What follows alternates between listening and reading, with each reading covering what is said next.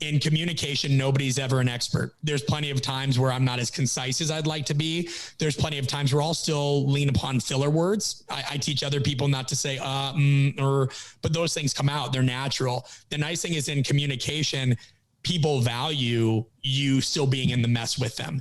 People value me jumping in and being a part of these games and exercises and me not even always scoring perfectly, more so than they would value me being the sage on the stage, watching other people make these mistakes, watching other people score one another and saying, you messed this up.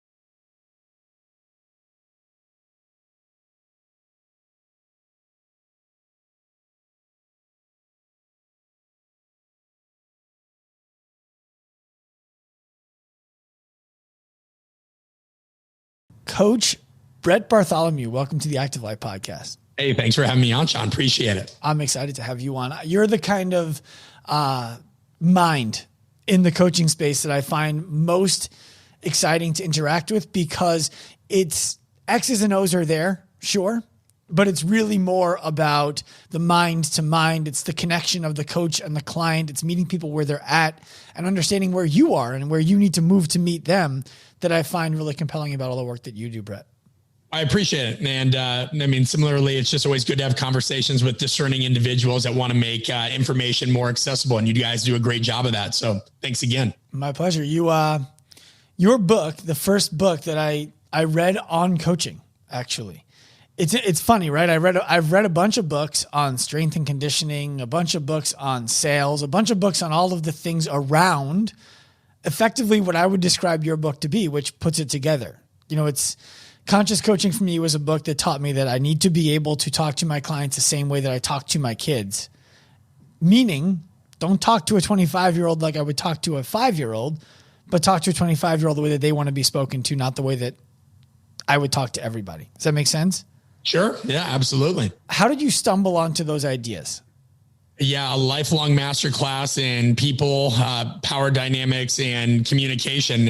Being hospitalized for a year of my life presents a tremendous opportunity for self-reflection, and especially when you spend about 10 hours a day in a day room under observation with 10 other strangers who you get to learn a lot about on a different level, and you see how they present in front of various hospital staff, whether it's when we had to eat meals or when we had to go to group sessions or what have you.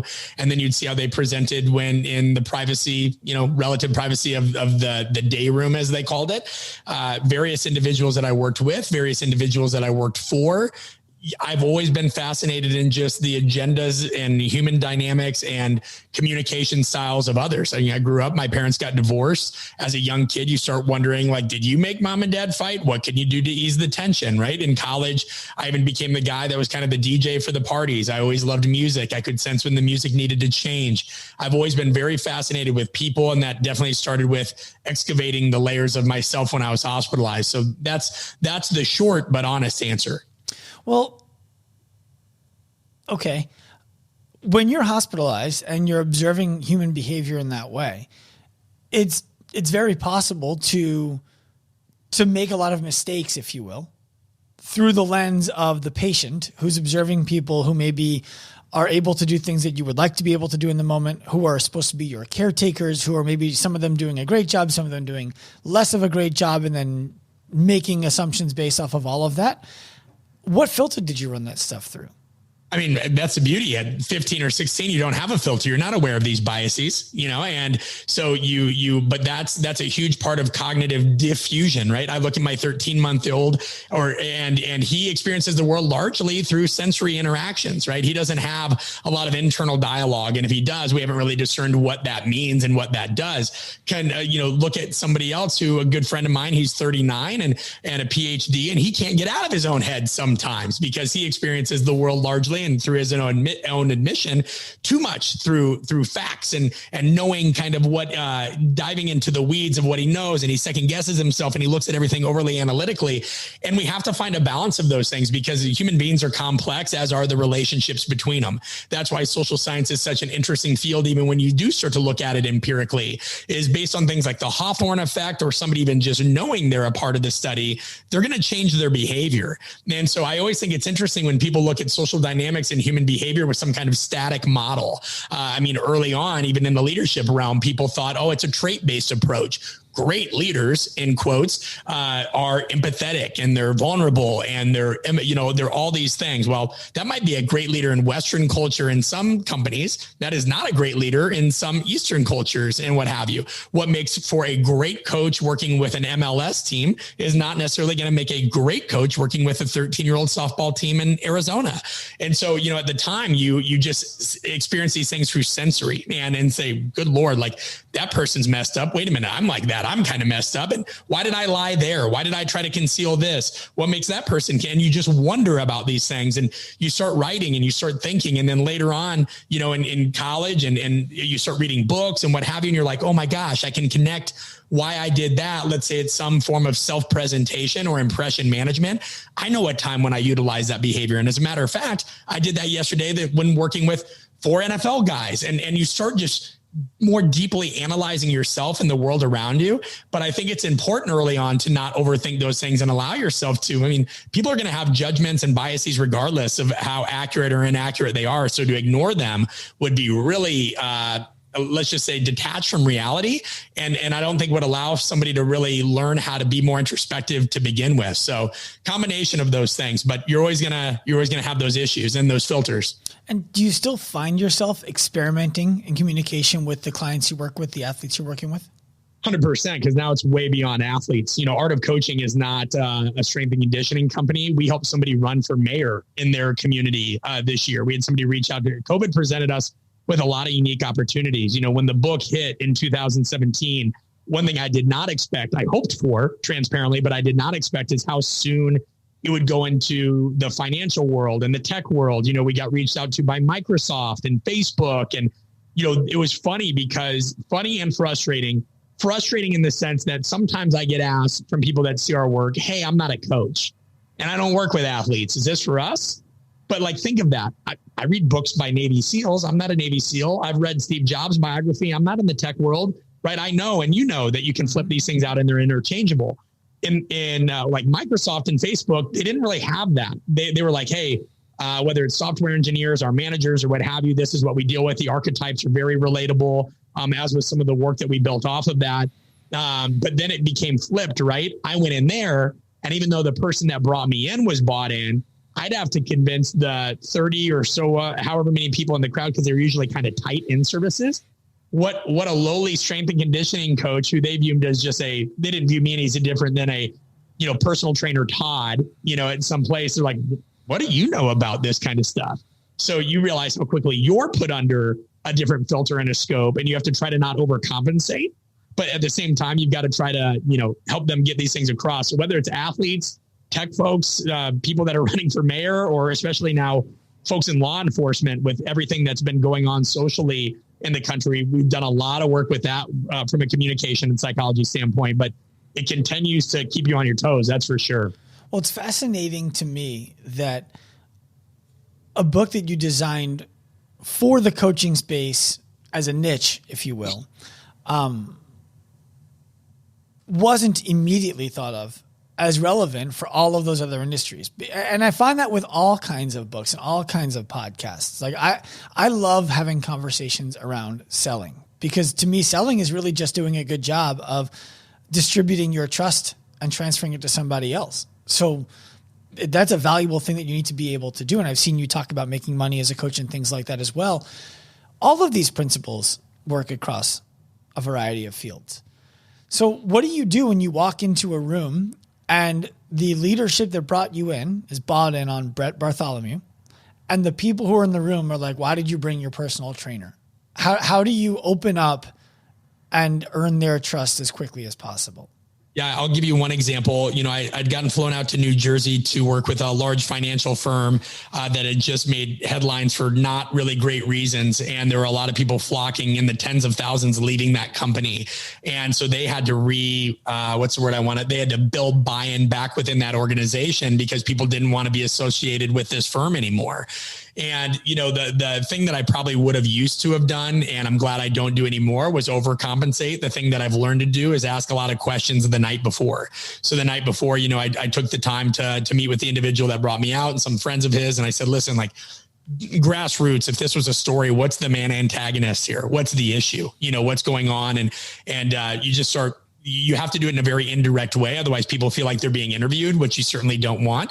But, just asking a good amount of questions, and then you stay up until 1 a.m. that night, altering your presentation based on the things that they said they struggled with so that you can make sure they feel heard and listened to. So you always do a lot of research ahead of time. But I really don't, I look at it as if I deliver with them and I make my information relatable, relevant, highly pragmatic, and something that they feel like they can utilize. I don't really have to sit there and be like, hey, I'm not just a strength coach, I do this, right? Like, excellence is self-evident and so is bullshit. It's just this fine line too of also understanding that you're not going to convince everybody, right? There's going to be people that listen to your and my conversation, and within the first 10 minutes are going to decide whether they like me or not, and there's going to be people that have great products out there, but it's not for everybody, And so I think that you just you can't try to overcompensate. You've got to ask questions, meet with them where they're at, and improvise and adapt the best you can.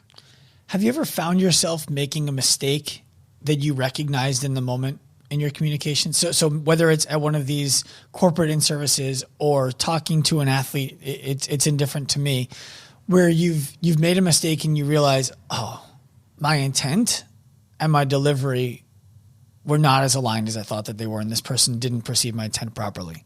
Does marriage count?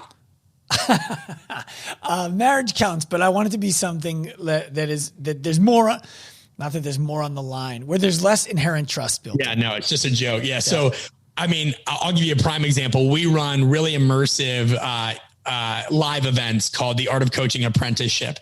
They heavily revolve around improv, role playing, and serious improv, right? And we have some games in there to loosen some folks up too. And we do a lot of video breakdowns, and we've created really the first interpersonal evaluation that's vetted by the research. So we have 7 kind of aspects of interpersonal communication that when people do these improv activities or role playing, we'll go back, we'll watch, we'll break it down. And as a group and as individuals, we'll rank how well people performed in certain areas that we're scoring for. Right. And I love the fact that I'll jump in on these games, and there's many times that I'll crush it, and there's many times that I won't. And that's the beauty of it, is kind of removing the veil of the expert. In communication, nobody's ever an expert. There's plenty of times where I'm not as concise as I'd like to be. There's plenty of times where I'll still lean upon filler words. I teach other people not to say, but those things come out. They're natural. The nice thing is, in communication, people value you still being in the mess with them. People value me jumping in and being a part of these games and exercises, and me not even always scoring perfectly, more so than they would value me being the sage on the stage, watching other people make these mistakes, watching other people score one another and saying, you messed this up. So I've found that it's been a lot more endearing and relatable to people, and I'm thankful for that. That's why we run these events now. I didn't really see anything else out there like that, where they felt like the lead, the guide, the expert was also making mistakes and learning with them, because that is the nature of coaching and social interaction. Every single interaction requires adaptation. So by default, when we interact, we are improvising. I have no idea what you're going to ask me next. And that's not a show for people listening. We did not go over questions ahead of time. If you did send any in, they probably went to Jordan, and I'll be honest, I didn't see them. So I think that, I do it all the time, but now I love it. I really do. I love it because it makes me get deeper into the subject matter material and also peel back more layers of my own skin. I mean, think, Sean, are there days where even as an interviewer or as a conversationalist, however you view yourself in the context of this show, are there days where you're like, that sucked? You feel like you just didn't have it that day, or your questions weren't what you wanted them to be, or you didn't come across the way that you wanted? Do you ever have moments like that? Almost daily. If not daily. And what I would say is this, the interesting thing about that for me is sometimes those are the things that are actually best received. And I'm like, I didn't think it was that. What'd you like about that? What I'm interested in learning from you right now and by the way, we didn't send questions because I don't think that questions lead to a legitimate conversation. I think that they lead to a rehearsed dance of I'm going to ask you this, you answer that, and then I will ask you this. And that doesn't require good listening. And I believe that becoming a better listener could potentially be the number one skill that I need to develop. So you and me both. So, when you jump into a game and you score less than perfect, I believe that develops commonality with the people who you're working with. And we have 4 things that we teach our clients they need to be able to do extremely well in order to earn the trust of somebody else intentionally. And I would love your input for how we could potentially make that better. The 4 categories that we tell people they need to earn are you need to demonstrate credibility, which is not speaking over somebody's head. It's speaking in a way that they can understand your topics. Develop commonality. Okay. Have high propriety. And define that in context for me, if you wouldn't mind. Yeah. Look the part of the role that you intend to play. So what that means is I don't have a body type for what a trainer looks like, but I do have a uniform that a trainer should be wearing. Your facial hair can't be a mess. You can have plenty of it, but it can't be all scraggly. You can't smell like the workout you just finished. You can't be sweating through your shirt because you just went for a run and showed up at your training session. All of those things. You wouldn't want your lawyer to show up to court in a Hawaiian suit, and you wouldn't want your scuba instructor to show up in a 3-piece. Although that lawyer that showed up with the cat filter that went viral the other day, he endeared himself to quite the next day that guy's on USA, all the morning shows and what have you. But no, I totally get it. So we have credibility. Did you say, was it community or commonality? Commonality. Propriety. And then what else? The last one is intent. Constantly demonstrate intent that it's about the person you're working with and not about yourself.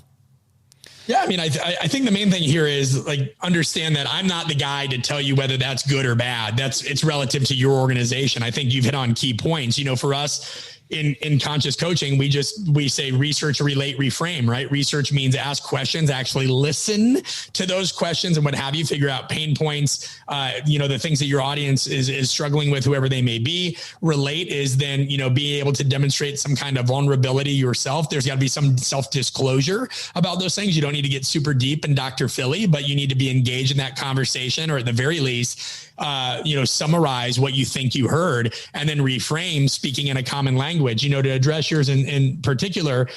Credibility is an interesting one because it's not wrong, but it's also completely perceptual. We could look at pizzerias in New York and ask 8 million people what they think is the best pizza in New York.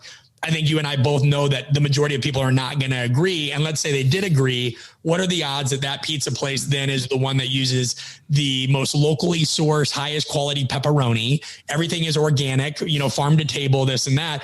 There's some people that think the best pizza place is this dump on 76 just because their dad took them there, or maybe that's where their first date was, where they met their wife, right? So credibility is a very interesting thing. Even in the medical field, they're looking at doctors tend to score high, not only on when patients give evaluations after, a lot of doctors think, well, hey, my competence in the way that I talk about the disease or the diagnosis is what's going to lead to it.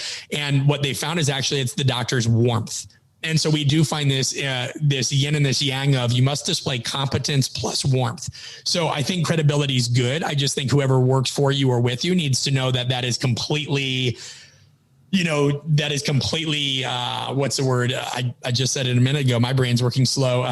That is going to be, it's going to be perceptual. It's going to be subjective. You can look at people that are experts in one field. They could be a Nobel Prize winner, and in other fields, they're discredited. But it is important. They do need to know what they're talking about. So let's just go with that. Commonality, 100%. I said that with relate, right? There's confirmation bias there.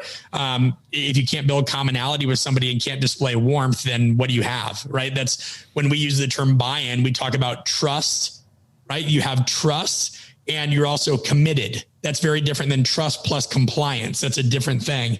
I'll get into that later if you want.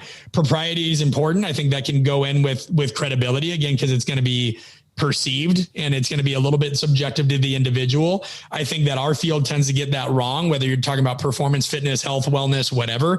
I think that there's a lot of people out there that think they need to be single digit body fat and that they need to be extremely vascular. I mean, I would hope that that is not what everybody thinks needs to happen. There are Olympians that do not even meet that based on the sport that they play and what have you. On the other hand, you could look at me when I had an eating disorder. Definitely was single percentage body fat, all these. And so I think people sometimes are a bit superficial in how they look at those things. I do not look the same that I did when I was just a strength coach, but my life is also very different. When I was just a strength coach and I trained athletes all day, I also had an hour and a half to 2 hours to train. And I had no additional life stressors that impacted my bedtime. Now I'm a CEO and founder of a company that requires international travel, continual product development. I'm trying to get my doctorate. I'm writing a book.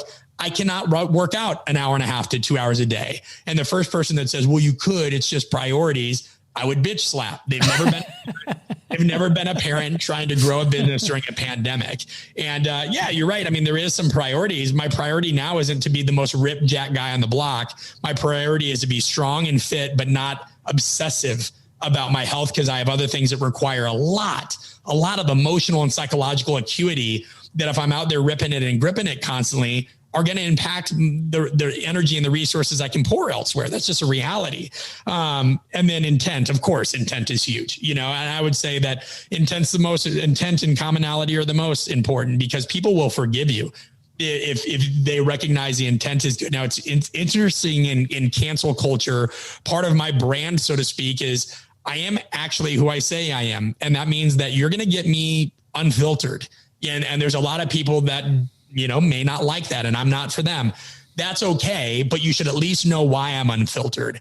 A lot of my life, I was given one size fits all advice, whether it's to get into the strength and conditioning field. Oh, just get your internship and get a degree and do this and keep your head down. Whether it was writing a book, whether it was, my time in the hospital, I've been misled a lot by one size fits all advice. And I think there's just a lot of easy to digest bullshit out there.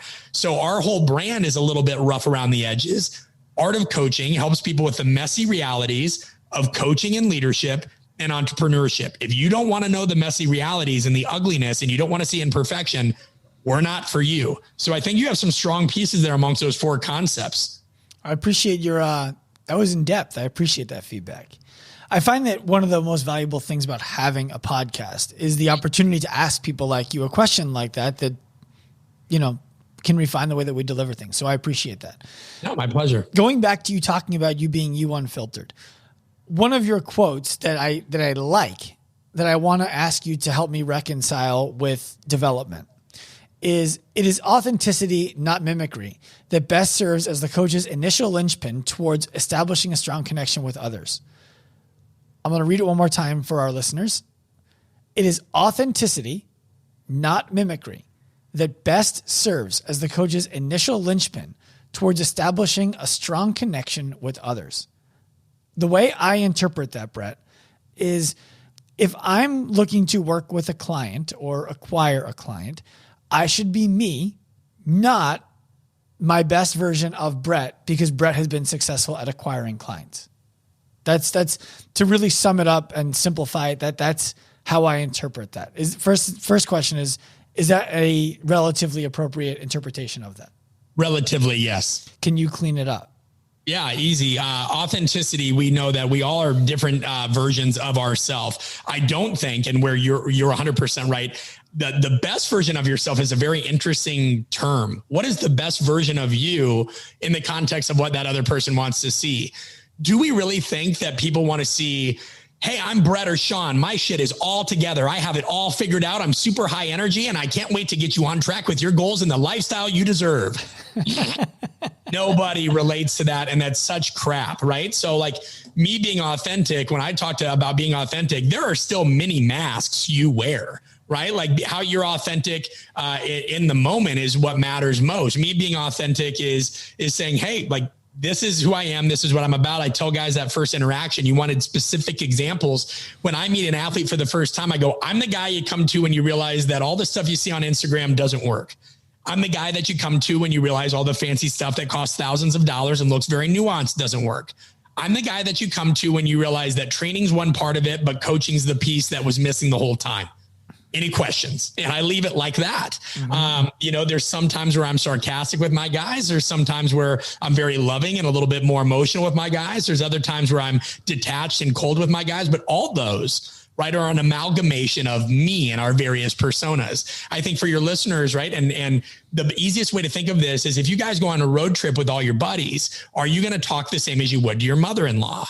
Are you like, we all have various, and we have a podcast episode as well. It's tough to consolidate this in like one piece, but it's all impression management, which is not inauthentic.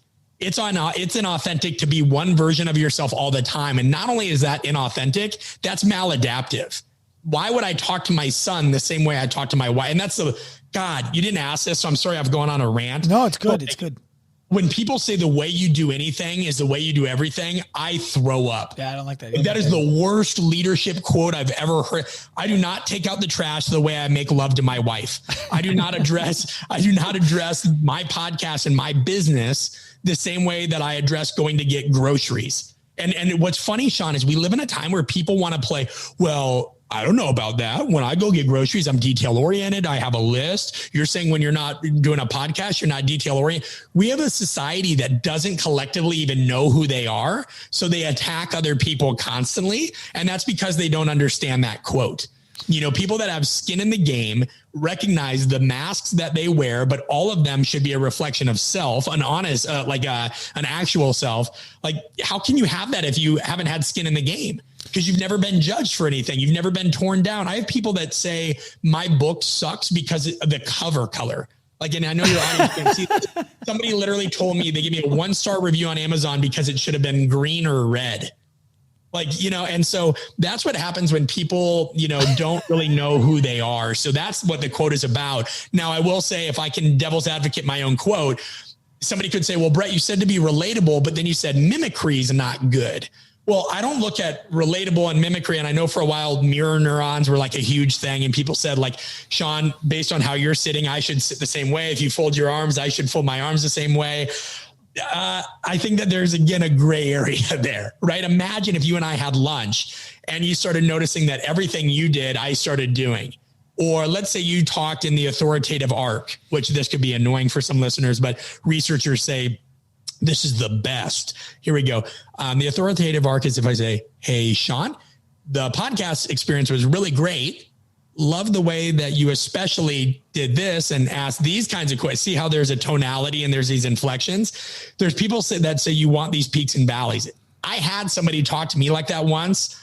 And I was like, hey, Robotron, can you be a human being?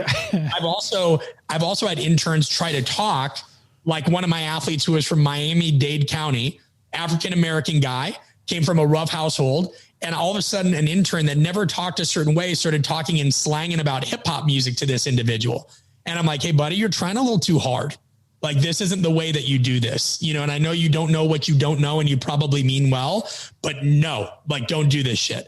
So I've tried to give as many examples, both for and against the quote as possible, that hopefully orients that in your audience's mind. Well, the way that I view I've studied tonality, and the way that I view it is it's unnecessary to study it if you actually have the emotions and the thoughts that are meant to drive what you're supposed to mimic.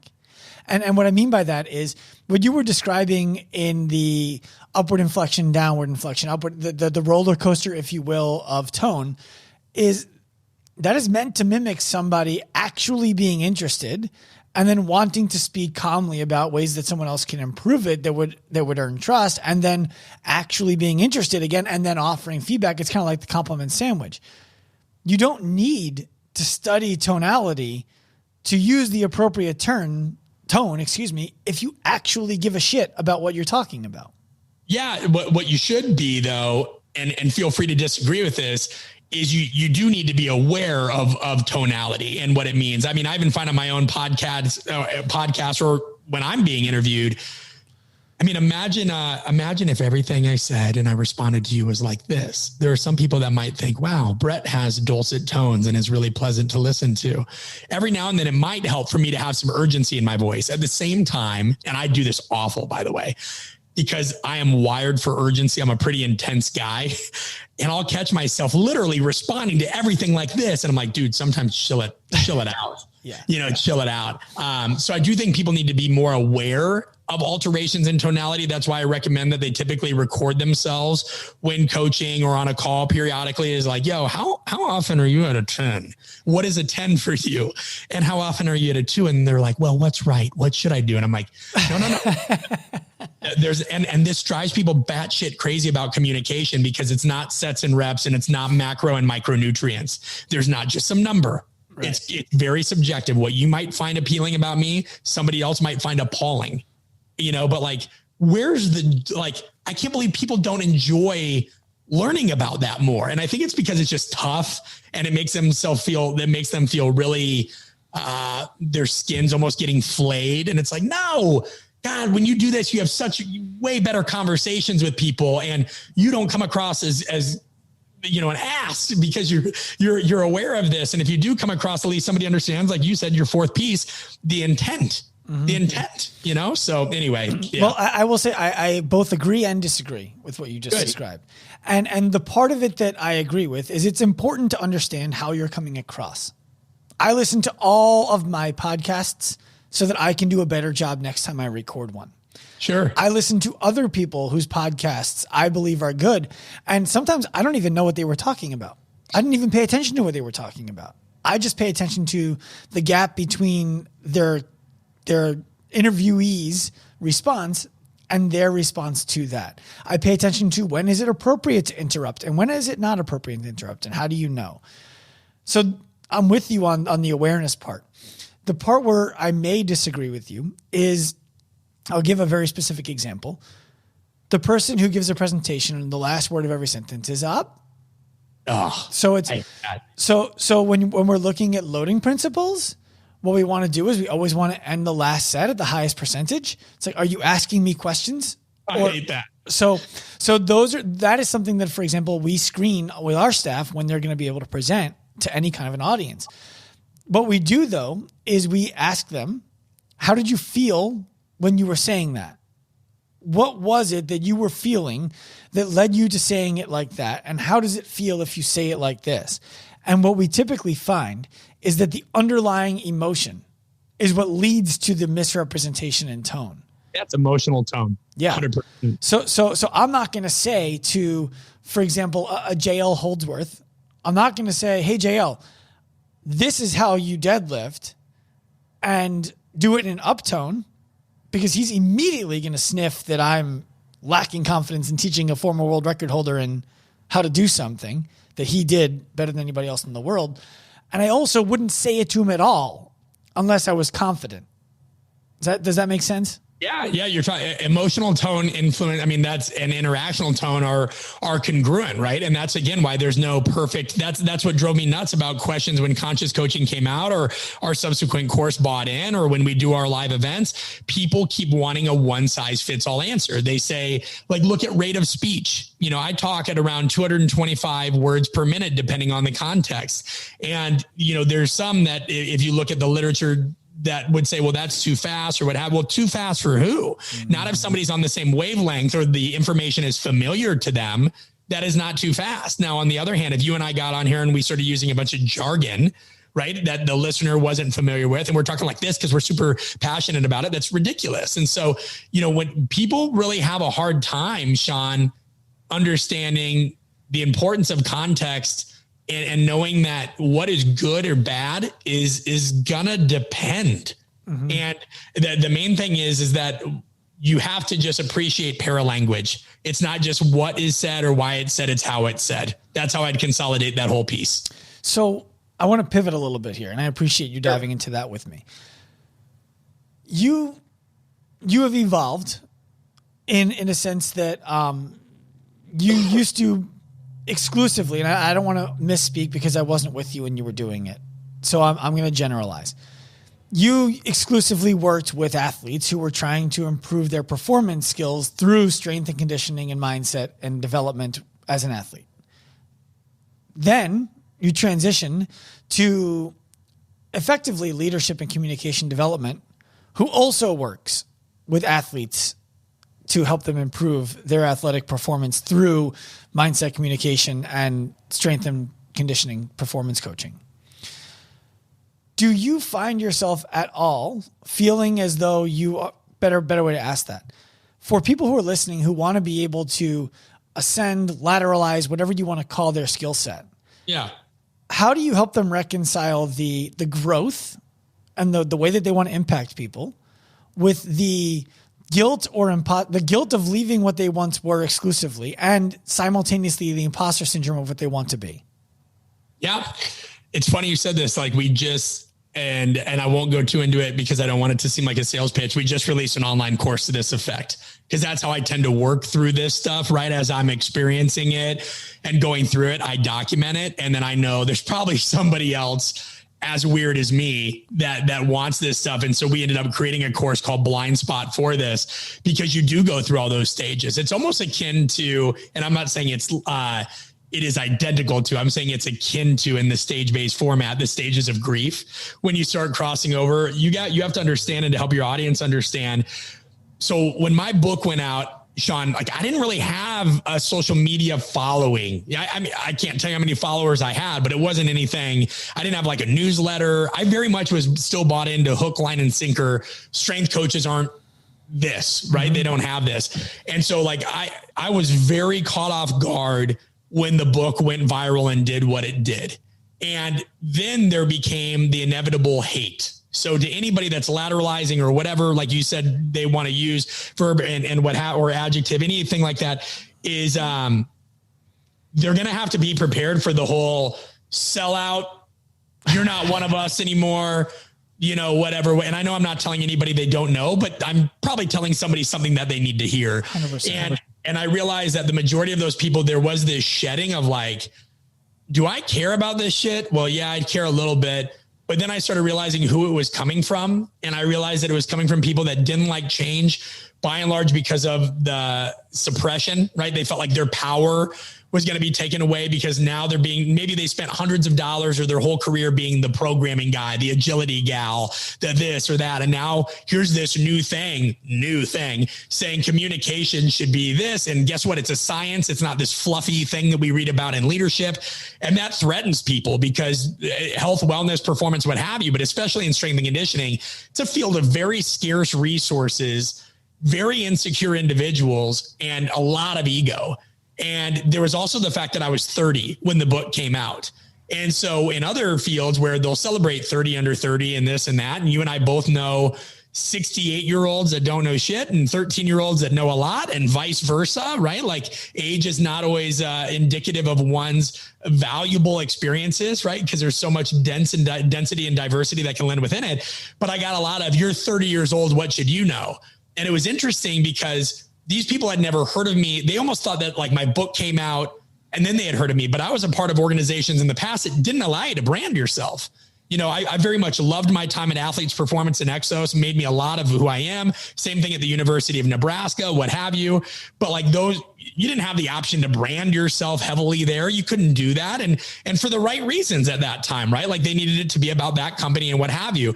But it led to difficulty down the road because some people that didn't hear you or know that I was speaking since 2011, 2012, that I'd written motor learning research and this point and whatever, they just think you're new. Right. Mm-hmm. So there's going to be that initial just chaos phase. Let's call it that for shits and giggles, right? Where there's a lot of guilt, there's a lot of this, and then you start to have a little bit more success, relatively speaking, right? I'm certainly not over any kind of hump. I never wanted to come across like that. My life is still very hectic and I'm figuring it out daily, but you have imposter phenomenon. But then, and this is a whole nother thing we did a podcast on as well. You realize, oh, I should have imposter phenomenon. You know what? Maya Angelou had it. Einstein had it. Anybody that feels like their work is not where they want it to be, or they're not impressed with themselves, is going to have imposter phenomenon. But there's different aspects of that as well, right? When Luann Brizendine and Suzanne Imes came up with that term, and it was imposter syndrome then, but now it's phenomenon because they realize it's not a medical diagnosis. They were like, listen, this happens a lot with females in science-based fields that have a lot of peers doing really cool stuff. So when let's say you're doing something and you've accomplished a lot of success in your life, but when you look over and somebody's creating the vaccine for coronavirus, you're like, you know what I mean? Or like, we think we're doing pretty cool stuff in communication, but we know that there's also people out there creating like some AI that's probably going to do, some really cool, and we're going to be like, damn, why didn't we think of that? Mm-hmm. But the reality is, man, you just move the needle where you can, how you can, and realize that if you feel like an imposter, that's a good thing. Cause the only person that doesn't is the charlatan. That's a narcissist. Yeah. That's true. Well, the interesting thing I find about that, especially in strength and conditioning and fitness, is somebody like you, for example, can be an intimidating individual for somebody who is new in the industry and wants to think of themselves as worth working with, to have in their Rolodex, to know exists. And I had this conversation with somebody yesterday who was dealing with imposter phenomenon. She's a nutrition coach, and she doesn't have a PhD. She doesn't have a master's. She's not a dietitian. She hasn't worked with professional athletes. She doesn't have a huge list of clients who've had great results. And she's like, I just don't feel like I can charge this. I don't feel like I can make these claims. And I explained to her that the way that you feel makes you perfect for somebody. And that somebody would be wrong to work with the person who you're intimidated by the existence of. Yeah. I can't speak for you, but I imagine that the skills that you use to help a Richie Incognito professional football player are going to be very different than the skills that you would use to coach a peewee football player. And I imagine that you would have some acknowledgement, but maybe not. Feel free to push back. That if you spend all of your time developing the skills necessary to be the best person in the world for the Richie Incognito, then it is impossible for you to simultaneously be the best person in the world for the peewee football player. Sure. Yeah. I mean, my time with pro athletes is very much something that I value and I appreciate, but I also loved working with kids and adaptive athletes. I mean, it's out of the field of view. Maybe now you can see it. I know your listeners can, but there's a you see that photo frame right there? Three photos. That's a gentleman that was in the United States Special Forces that had half of his leg blown off. And, we were able to help him run again with, Dr. Andrews and a physical therapy team that was incredible, and I was just a small part of that, but I love that's part of what makes you. Is I think of it like this, right? One time we were working with somebody that was an amputee or adaptive athlete, as I think the nomenclature is now. And they were doing a dumbbell snatch, and I had put it on Twitter at the time. I don't think Instagram was a thing, or if it was, I wasn't on it then. And somebody blew me up, and they're like, hey, I thought you're supposed to be some knowledgeable strength coach. You of all people should know that a dumbbell snatch doesn't produce half of the force that a barbell snatch does. And not only that, rate of force development. They showed me data. And I go, ... he has one arm. And I'm just like, what an asshole, because people don't see context. And so when I tell people, when people reach out and they're like, hey man, can I come watch you train your pro athletes, this and that? And I'm like, you can, but that ain't the job, feel free to do that. But I hope that you're seeking opportunities to work with children that don't know how to blink and breathe at the same time. And I hope that you're working with other people as well. And I mean, I just think that now more than ever, somebody that doesn't have this background with esoteric experiences and all these, whatever, great. Then your target audience should be other people in your field also battling those things that want to learn how to overcome it like you. I didn't have a mentor. Nobody opened the door for me and said, hey, this is how you write a book. This is how you do this. And I used to be super salty about that. And then I realized, oh shit, no, this is really good because I can share my screw ups. I mean, Sean, we have something on our website for young coaches of any field, how to find a mentor, but not just how to find a mentor, how to write them an appropriate email. Because, and I'm sure you get tons of this, but I would get DMs and emails that nobody needs to be intimidated by me except disrespectful and lazy people. Then you should be intimidated but we would get people would be like, hey bro, what book should I read? Or, hey man, what advice do you have for me? And I'm like, who does this?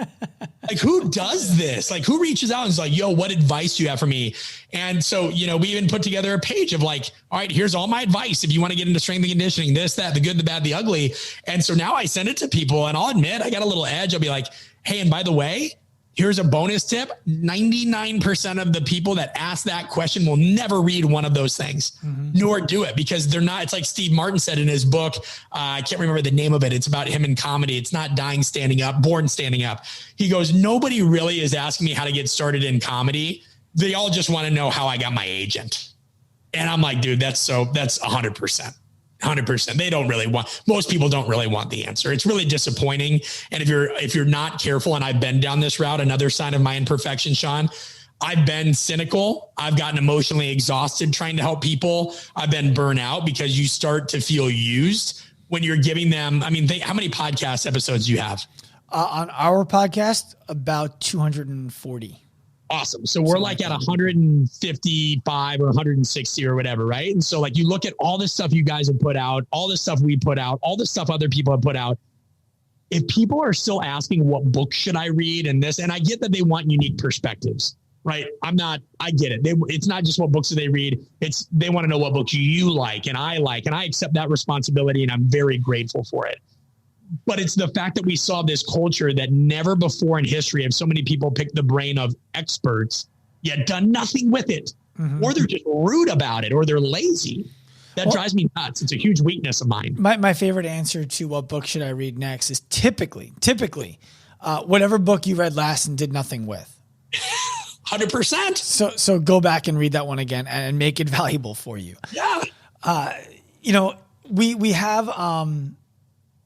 We have some commonalities, you and I do, in terms of you were at Athletes Performance, then Exos. I went down there not to intern, just to kind of observe how they do things, to learn the culture of a performance center like that. I think you have somewhat of a relationship. I might be wrong, with Rachel Balkovec, who is we're both Nebraskans. Yeah, and she's a good friend of mine. One of the things that I enjoy speaking to people who are from a similar ilk about is I actually believe that something you said earlier needs to change. And it's not something that you did. It's something that was done that you had to live within. And that was, when you work in certain places, you're not allowed to create the personal brand. And I actually believe that that's a mistake on two fronts. One, I believe it's a mistake by those facilities because I believe that they run into a situation in which they will potentially stunt the excellence of somebody who's on their staff because they're taught not to reach. The second thing is I actually believe that it makes those places seem less valuable than they actually are. Because if I have a superstar on our team, I want the world to know, look at this superstar who decided to work here. And I'm interested in your thoughts on that. I could not agree more. We're about to hire somebody on, I'll knock on wood, right? Until the deal's inked. Yeah. We're about to hire somebody in March. It might be April, depending on timelines. And I can't wait for the world to meet her. I can't wait for the world to meet her, not only because of all the reasons you said, but I don't want Art of Coaching to be me. I don't need that. And I don't want that because guess what? I don't want, I've loved every aspect of building this thing and growing it, and it will never stop. It's part of the job. But I also don't want to feel like I can't take a couple weeks. And I'll be honest, I felt like that at points, and there's, I remember saying that to one person who was in real estate, and then they go, well, you don't have a business, bro. You got a job if it's dependent on you. And I'm like, thanks for telling me something I don't know. Right. But there's also a point in time where Art of Coaching had to be about me because people had the personal relationship with me. Right. And I accept that, but I also want it to be about other people. Well, and I sorry to interrupt you, but that's also not true. That's somebody else's projection of that you don't have a business, you have a job because you're conscious coaching is still going to sell. People are still going to be buying your books. People, I mean, your courses, people are still going to end up on your website. And that is because of the credibility and the legacy that you've already created. And so you don't have a growing business if you're not in it. You do have a business though. Yeah. Well, I mean, and it's good that you say that, because it's just like, I hear so many people. I just remember sitting at this table, and again, nobody was in health, wellness, strength, conditioning, whatever. Just somebody had introduced me. They said, "Hey, here's my friend, best-selling author, speaker," and that stuff's all really weird to hear. But like, you just try to own it, because otherwise you're an asshole if you don't receive the compliment. But then somebody's like, "Well, anybody that's got a speaking thing and this and that doesn't really have a business," and that's where it had came from. And I'm just like, "All right, dude, I don't want to get in an argument about that." But to get back to what you were saying, I 100% and I always, it's crazy, Sean, because I said this once on a podcast, and then people wanted to make it sound like I had an issue with AP and Exos, right? Like, because you can't leave a company. If you leave a company, it must mean you hate each other, you know? And I just remember, like, yeah, I agree wholeheartedly. You need to celebrate employees that are, you know, of, like, I love your term, different ilk. And that doesn't mean those employees are better than or anything. It just means they added something unique to, and why do you try to suppress it? But that's not what AP and Athletes Performance was. And I respect that for their vision. It's just not how I believe in things. When I hire people, I want them to be known. I want them to do this or that. I mean, I'll be frank. Like, I got told in one scenario, that I was not going to be hired because of my book. They told me, "We don't want a brand, we want a coach." And then you know, there's even been situations where and this goes to your audience too. It's one of the most valuable pieces of advice I can give them. When it affects how you, let me think how to phrase this, Sean. Some of that affects how you determine your worth and speak to your worth later on, because I think humility can be harmful beyond a point, just like hubris can. Sure. Right. When you really start to believe it's not about you and there's nothing special about you, and it's always the team and it's always these things, you start to go into a dark place, or you can. I found myself not celebrating wins. I think it was like 3 years until I actually had a glass of champagne with my wife to celebrate the book going over 100 some odd thousand copies. And that's not cool. You know, that's like, it's okay for you and I to sit here and be like, we're not perfect, we're this. But like, it's also not cool to celebrate things that you did that were achievements. And I remember one time that even got to where somebody was asking me to come speak, and they wanted me for like 3 days, private in-service, 3 days, this, that, whatever. And I promise this will be one of the more valuable things your audience can hear from me, maybe. And well, because everybody who knows what people want. And I gave them a quote, and the quote was not unreasonable. Right. The quote was not unreasonable by any context for what they want. I mean, you're talking about like 6 presentations, 3 days of dinner. Sean, like, what would you charge ballpark and give a range? What would you charge if you had to give 6 presentations over like 3 days, this, that, whatever? Just give a ballpark, a range. It's a one-time thing that doesn't devolve into an ongoing relationship. You have no idea, but they haven't asked that. And let's imagine that's not on the table. It's a staff in service. They're probably recording it, which is, I've learned most staff in services do. So right. They'll have that IP. I would ask between 20 and 30,000. Okay. So to give you frame of reference within the strength and conditioning industry, guess what I asked for? Based on your tone, I'm guessing that you asked for 5. 4.5 to 5, because strength coach, you always have to bring just strength and conditioning. There's so many people that speak for free because they just want to be known. And there's so many people that have the attitude, well, it's not about the money. And they can say that because they have jobs that pay 500, 600K or 200 then they drive the expectation. Right. So I remember these people, they were like, well, yeah, we can't do that. And, you know, they just had like $110 million dollar renovation of their weight room and what have you. And I was like, okay, well, listen, like, I'm sorry, I can't make that work. And I remember looking at my wife and I was like, this is so ridiculous. Like, this is so ridiculous that I have to go through that just because there's a race to the bottom.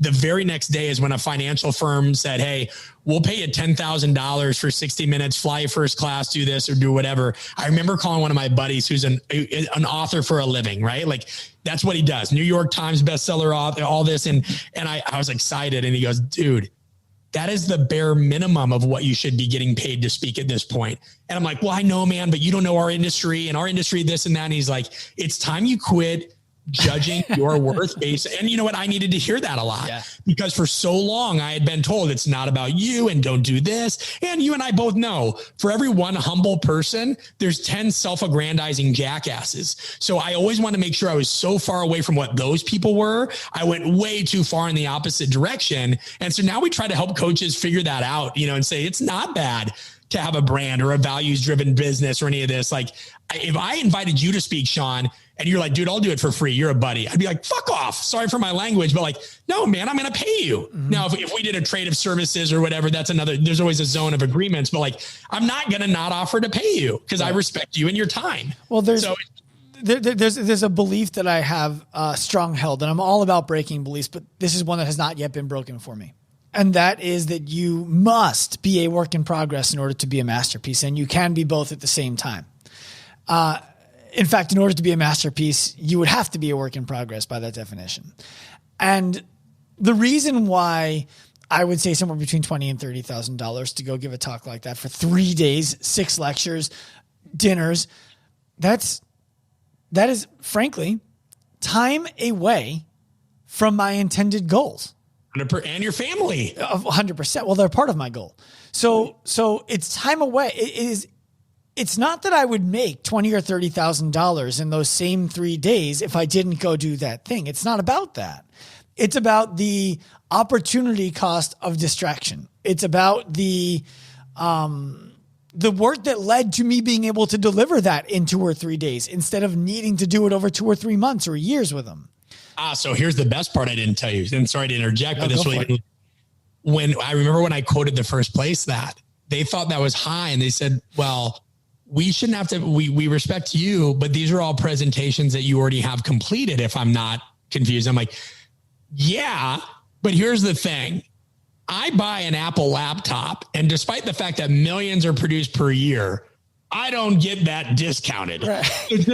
Just because I've given the presentation before doesn't mean that the price of me giving it goes down. But these are people that don't understand generally economics or business. Like when I bring on another employee, like I have to increase my speaking rates this year. Why? I have 2 more employees. And so it's always interesting to me when somebody reacts to a rate, yet they never ask or look into like your business. They literally think it's you or me. And we just go, bye, honey, and that we're just, imagine these are dollar bills and we're just like, thank you. No, you don't even see that. By the time you get that money, it's paid for your active campaign membership. Well, and the other thing, Brett, about that is, it's not only is the money not even the thing, right? It's the money that you invested to be able to do the thing. And I imagine that there's nothing that you're talking about publicly that you haven't already produced somewhere else for free, or that they couldn't go to theartofcoaching.com and buy for a massive discount and then distribute amongst their entire staff and bootleg it like we know people do, the exact same content. So they're not paying for the content. They're paying for the delivery of the content, for the belief in the content, for the moments between the content that you get when somebody comes out live. And those are things that I don't think, even an hour talk, people are like $10,000 for an hour.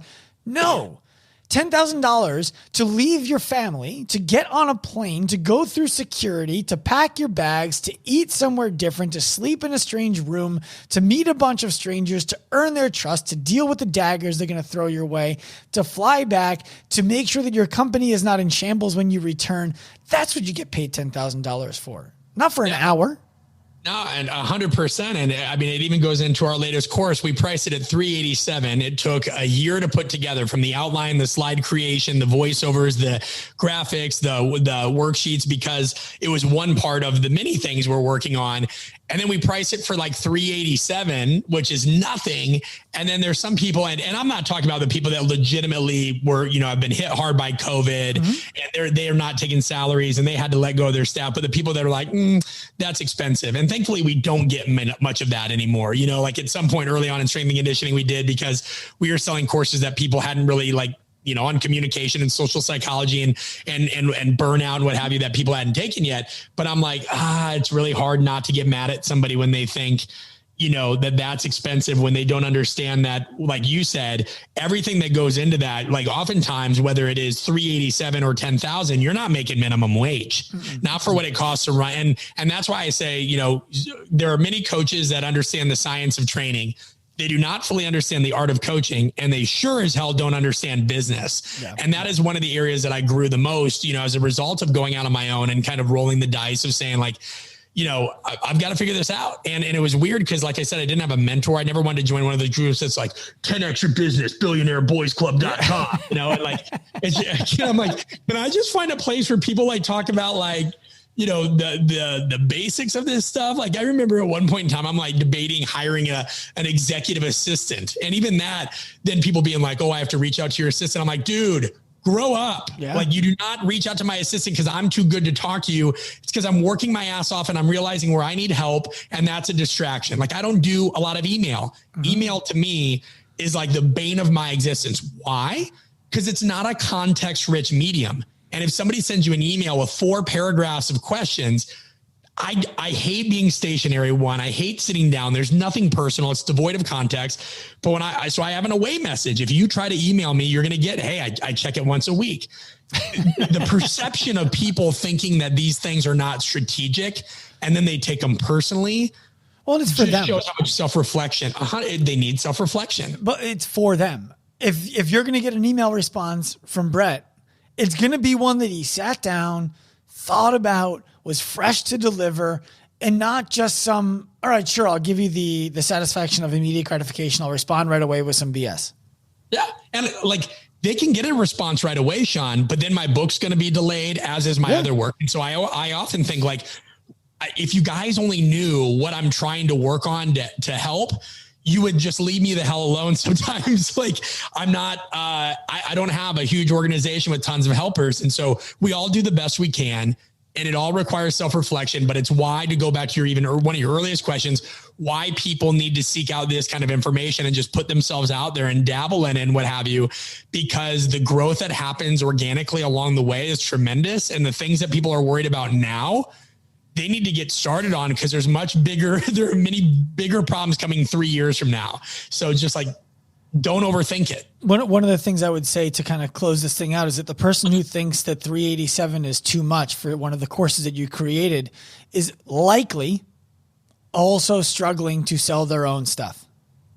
Yep. Because they fail to understand the value of what they're creating and what you've created. So Brett, people can find all of your stuff at artofcoaching.com. Is it Art of Coaching or theartofcoaching.com? Art of Coaching. Artofcoaching.com. The book is Conscious Coaching. It's not new, and it's worth reading. Right? It doesn't need to be the new. You're saying it's not new. Somebody's gonna be like, "Well, I'm not reading it then." He wrote it 3 years ago. It's not relevant anymore. Right, so it's definitely relevant, and I think that the kind of work that you do and the way that you present it to the world is so valuable, because we can all read about linear and undulated periodization anywhere that we want. This is the stuff that gets people to do it. Yeah. And just understand that at some point you're going to have everything perfectly laid out with your program, but people aren't going to go at it the way you would like them. That's the strength coach fallacy. Just because we like training, we assume other people like training. For them, many times it's a means to an end. And there's many things like that in life. And so, if you have a sincere interest in people, and you want to read between the lines, and you want to learn a little bit more about how to interact with them in a systematized but still like adaptable way, it's a great first place to start. We've adapted a lot since Conscious Coaching, but it's definitely where we recommend people start. And then we have a podcast. It's available. Same thing, Art of Coaching podcast. We have courses. Whatever your level of nerdery is or isn't, we have something for you. So I appreciate you taking the time, man. It means a lot. Yeah, my pleasure. All right, Brett, thank you for coming on today. Yep. Thanks, Sean. I hope you enjoyed this episode of the Active Life Podcast. If you did, please be sure to head to wherever you listened to it and give us a quality review, as well as 5 stars if you can spare them. If you want more from us, feel free to follow all of our social media accounts at Active Life Professional, Active Life RX, and Dr. Sean Pastuch on Instagram. Remember, at Active Life, we believe that the healthcare clinic of the future is the gym, and the healthcare provider of the future is the coach. We also believe that future is now. Time to grow.